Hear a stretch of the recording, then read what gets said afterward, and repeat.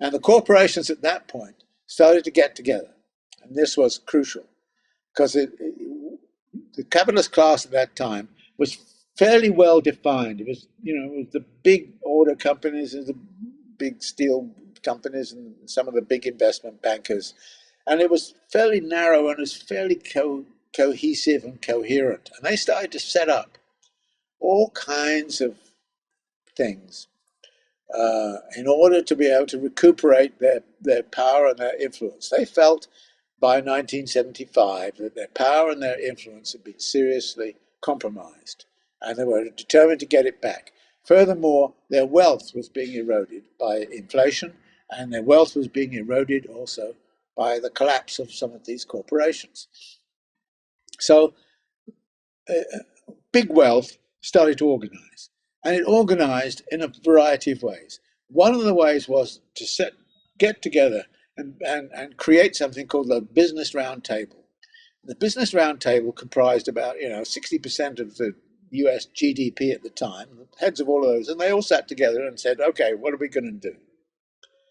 There was a famous memo from Lewis Powell, who became a Supreme Court Justice, in which he said basically the anti-corporate thing has gone too far. We need to mobilize all of our powers against it, and part of it is going to be an ideological thing. He didn't say this in the memo, but this is how it panned out.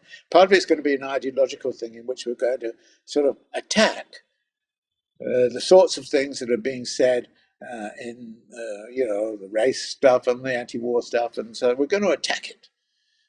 And we need institutions which will attack it. And if you go back, you'll suddenly find that all of these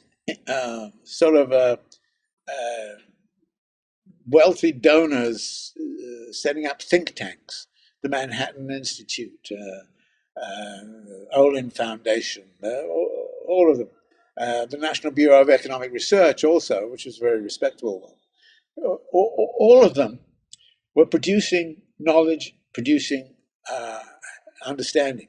And Powell and the rest said basically, this ideological conflict inside of the universities. The universities have actually opened themselves up to radical thinking, and it's going to be very difficult to get the universities to kick that aside. So we can't have a frontal assault. We're going to use, I didn't say this, but it's essentially a Maoist strategy of surrounding the city by occupying the countryside, and in effect, what they set out to do through all these think tanks was to surround the universities with an alternative reality, an alternative set of think tanks, very well financed, well paid, and all the rest of it. And they secondly needed to mobilize political support. And this was something which, again, was very, very significant. So there was the situation about 1975. New York City is effectively bankrupt, run by the Municipal Assistance Corporation. And the Municipal Assistance Corporation lived under the following situation. Bondholders will not suffer any loss whatsoever. What happened was that all the receipts, all of the tax receipts to the New York City flowed into the Municipal Assistance Corporation.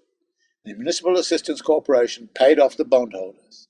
Then it gave whatever was left to the New York City budget, which meant that the New York City had to lay off all kinds of people, had to suspend all kinds of programs, had to really go into an austerity mode, fierce austerity, which was creating considerable. But this was something very, very significant, and it's the heart of what neoliberalism, and in many ways, this New York City thing is what I'd call the birth of neoliberalism, because it was there that they came up with the idea that the bondholders should never suffer.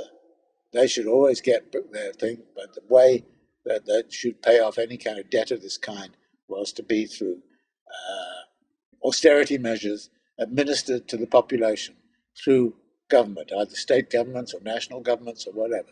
It was going to be austerity.